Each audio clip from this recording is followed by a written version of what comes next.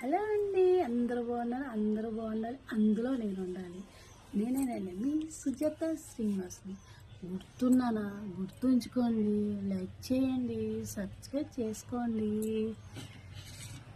ఇవైతే నేరటికాయలండి. ఇవి చెట్టి అండో హైబ్రిడ్ కాదండో. ఇవి తెలిసిన ఒక ఆమె ఇచ్చింది. ఆవిడైతే మోగామండి, పక్కనే స్కూల్ ఉంది, పక్కన పిల్లలు వస్తూ పోతూ ఉంటారండి. ఆ మోగామని తెగ ఆట పట్టిస్తారు. ఒకసారి అయితే నేనే చూసి పిల్లలు నడిచేసాను.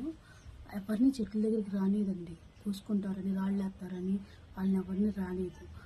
అట్లాగా ఉండే ఆవిడ ఈరోజు నాకైతే కాయలు కోసి ఇచ్చింది. ఇంతకుముందు ఒకసారి మామిడికాయలు కూడా ఇచ్చిందండి. మామిడికాయ చెట్టు, ఎరటికాయ చెట్టు ఉన్నాయి, పూల చెట్లు కూడా ఉన్నాయి.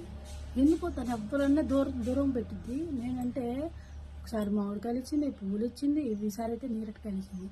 వాళ్ళ ఇంట్లో కర్ర కూడా లేదండి, పక్కింటికి వెళ్ళి కర్ర తెచ్చి కోసి ఇచ్చింది. కింద పట్టలేదు, పట్ట తీసుకొచ్చి వేసింది. కింద పడితే రాళ్ళు గుచ్చుకుంటాయి కదా వీటికి, ఇవన్నీ ఇట్లా గుచ్చుకొని రాళ్ళు ఇసుక అంటుకుపోతాయి. అందుకని పట్ట తీసుకొచ్చేసి ఇచ్చింది. అక్కడ చుట్టుపక్కల వాళ్ళందరూ ఆశ్చర్యపోయారండి.